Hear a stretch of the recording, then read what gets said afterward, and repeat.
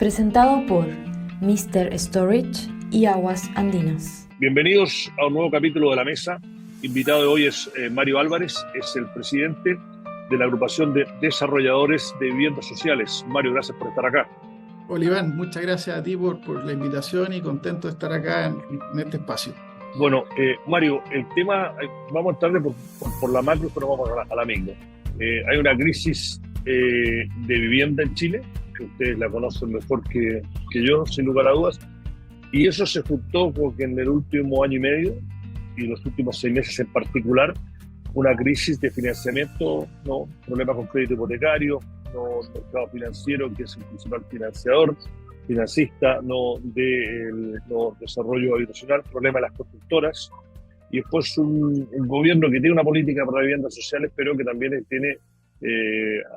está tratando de hacer cosas, pero también no tiene una billetera abierta. Cuéntanos primero el diagnóstico de lo que estamos viviendo y después entramos en políticas públicas. Bueno, el diagnóstico hoy día es bien delicado, la verdad. A comienzos de año el gobierno anunció este famoso plan de emergencia habitacional para un poco hacer frente al déficit que tenemos hoy día como país, que está, distintas cifras apuntan a que estamos del orden de 650.000 viviendas que nos faltan. Y ese plan, obviamente un plan muy ambicioso, que buscaba construir 260.000 viviendas en el periodo de gobierno del presidente Boric. Y hoy día la situación, la verdad, que está bastante compleja. Cumplir con esa meta. Hay distintas causas que han comprometido el cumplimiento de ese plan. Sabemos los distintos problemas de costo que han tenido los proyectos, el acceso a financiamiento, que por un lado tienen los compradores, pero también las inmobiliarias que desarrollamos los proyectos. También tenemos dificultades para acceder al financiamiento. También han habido algunos cambios tributarios que han ido en perjuicio de los proyectos. Entonces hoy día el plan, la verdad, que está bastante en riesgo, creemos nosotros, y el gobierno tiene que tomar acciones con relativa urgencia para poder activar los proyectos, porque los proyectos, para poder terminar y cumplir con la meta dentro de este periodo, se requiere que los proyectos partan entre este y el próximo año, si no, por la vida del proyecto no van a ser capaces de estar entregados en este gobierno. Una pregunta. Yo preparando para esta entrevista, hablé con gente de la industria, del gremio, y me dice que los problemas son dos. No, tú los abarcaste, pero quiero que ahondes dónde crees tú que es el más. Uno es el problema de financiamiento, que uno puede decir, bueno, es un problema temporal cuando las condiciones económicas mejoren, ¿no? Hay otro que dice que no, que el mercado financiero cambió ya para siempre, que no va a ser tan fácil tener crédito hipotecario a las tasas que teníamos hace 2 años anteriormente. Pero por otro lado también que hay el problema de normativa, que el gobierno o los gobiernos regionales o las municipales dicen una cosa y en la práctica pasa otra, que todo se ha judicializado. Entonces, que el tema normativo es tan importante o más importante que el problema de financiamiento. Mira, yo coincido con esos dos problemas y te agregaría un tercero. Nosotros hemos hecho un diagnóstico que hemos estado trabajando con el ministerio y básicamente le hemos planteado 3 problemas, que son, primero, el tema de la famosa eliminación del crédito especial de empresas constructoras, este famoso SEC. Es bien técnico el tema, pero es un beneficio que tenían las empresas constructoras y que hoy día se ha eliminado. Y hay un periodo de reducción, que son 2 años, y después ya se elimina, y eso obviamente afecta la rentabilidad de los proyectos, y eso hace que muchos proyectos que eran viables de construir no lo van a hacer con estas nuevas reglas. Ese es un primer problema, el tema de la rentabilidad y la eliminación de esta famosa exención tributaria.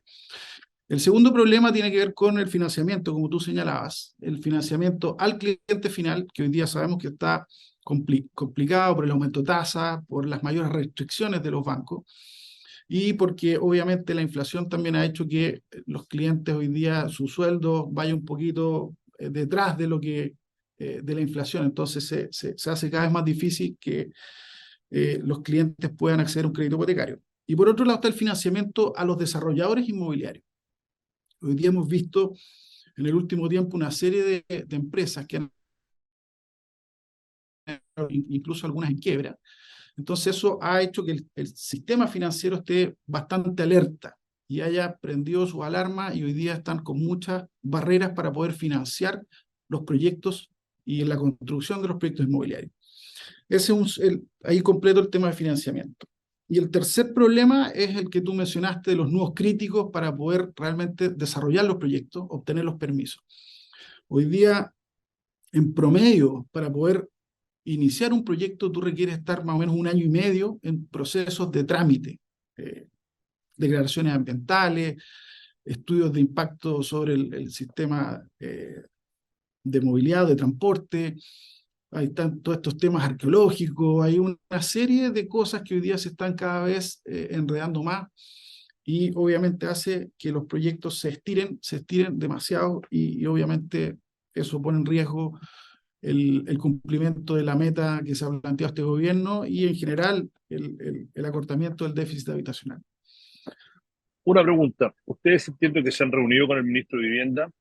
Eh, Hay cosas que se pueden hacer a mediano y largo plazo y hay cosas que se pueden hacer a corto plazo que podrían ser parte de las medidas que el gobierno dice que tiene espacio para hacer el próximo año, medidas contracíclicas para aliviar la recesión, ¿no?, de la industria. Cuéntanos un poco cuáles son lo que ustedes le han dicho al gobierno, qué sugerencias o recomendaciones le han hecho. Con respecto al tema de esta eliminación del SEC, hemos planteado dos alternativas. Básicamente postergar esta eliminación del SEC por 2 años, que es donde realmente necesitamos que los proyectos se activen, y en vez de que se elimine la exención el 2023, que eso se desplace el 2025. Eso generaría un impulso importante a los proyectos que hoy día están adjudicados o algunos que están incluso con permisos de edificación, pero que no pueden partir. Y eso a su vez también genera, cuando el SEC está comprometido, hace que los proyectos tengan menores rentabilidades y por consiguiente la banca no los financie, porque son proyectos muy riesgosos en términos de números.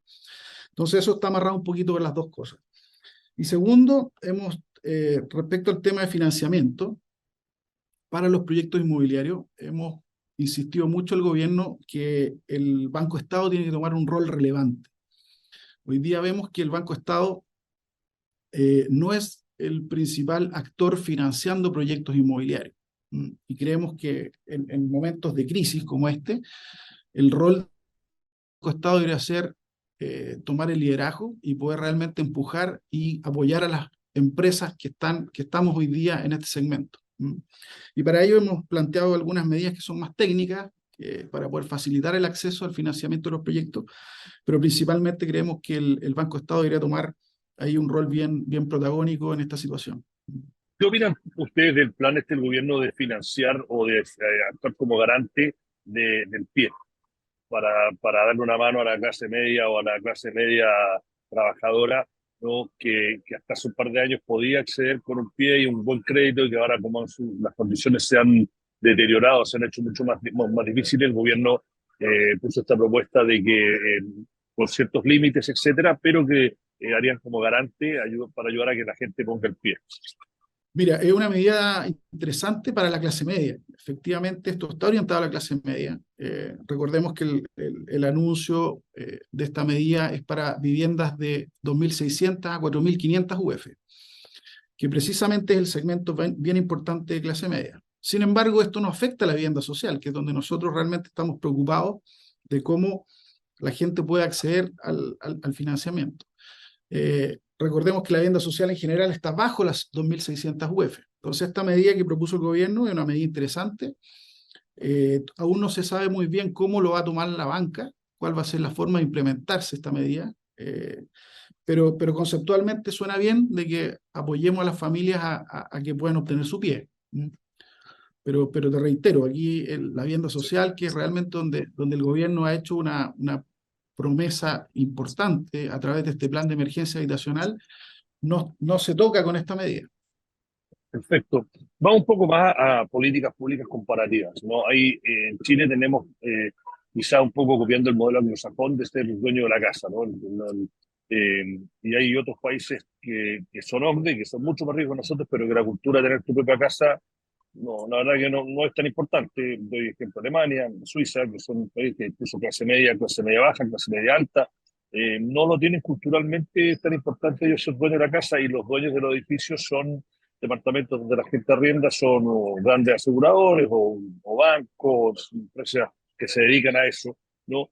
¿Tú crees que hay una forma que Chile que de una forma u otra, no por plan, sino que por los problemas que tú estás apuntando, problemas de normativa, problemas de financiamiento, que estamos haciendo estamos pasando una transición a hacer una economía en que la gente va a tener que arrendar en vez de tener esta ambición, el sueño de tener su casa propia?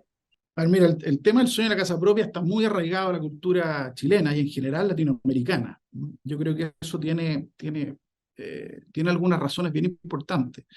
Los sistemas de seguridad social, tanto en Chile como en el resto de Latinoamérica, la jubilación de las personas es bastante baja en general. Entonces la gente ve que la casa propia es un mecanismo de reserva o de defensa patrimonial para la vejez. A diferencia de los países que tú mencionaste del AUDE, donde la gente arrienda sin problema, pero sabe que una vez que se jubile va a tener una buena pensión. Entonces no va a tener este drama de quedarse un poquito desvalido cuando jubilan. Entonces por eso que está muy arraigado el tema del sueño de la casa propia. Tú revisas cualquier encuesta de la mayor aspiración de los chilenos y es la casa propia, sigue siendo, a pesar de las dificultades que hoy día existen para acceder a la vivienda. Entonces creo que es un transitar que va a ser de largo aliento. Creo que se tienen que dar distintas razones para que las familias dejen de soñar con la casa propia, pero tienen que tener otras cosas para poder asegurar un poquito su futuro. Hoy día el tema del arriendo, hemos visto que más bien por obligación se está dando más en Chile que por una tendencia de que la gente quiera arrendar. Es una obligación del sistema, del aumento de tasas, de la dificultad, del aumento de los costos de las viviendas.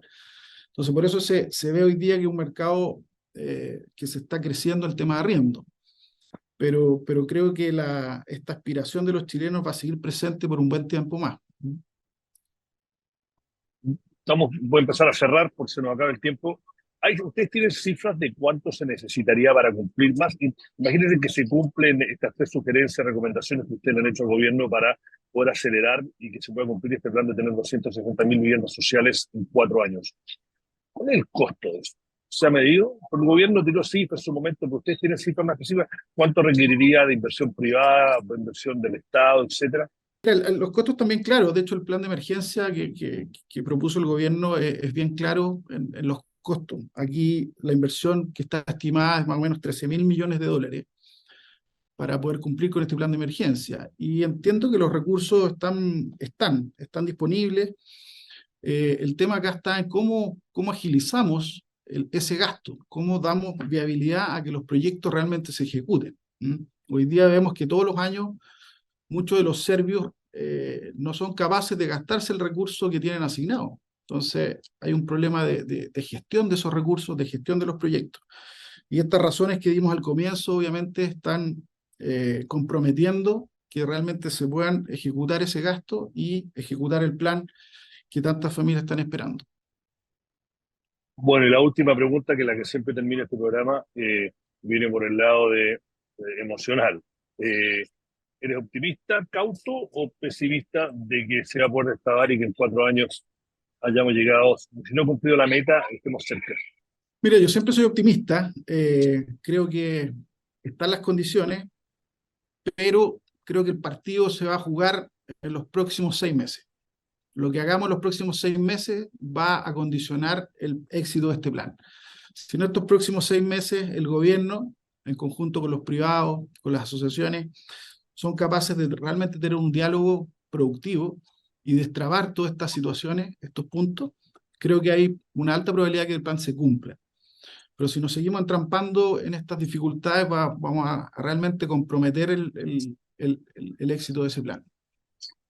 Bueno, Mario Álvarez, presidente de la agrupación de desarrolladores de viviendas sociales, gracias por estar acá. Espero poder hablar contigo en un par de meses y tengamos mejores noticias o al menos saber cómo se está desarrollando esta importante política pública. Así que muchas gracias por estar acá. No hay problema, encantado de volver a conversar contigo, Iván, un gusto ha sido y feliz de este tema, nos apasiona, así que cuando quieras podemos estar disponibles para irte contando cómo va evolucionando todo esto. Perfecto, seguimos en contacto. Y a los auditores, lectores que lo vean en podcast, lo escuchen en directo, lo vean en YouTube, o lo escucho en el auto. Hasta la próxima semana y gracias por seguirnos.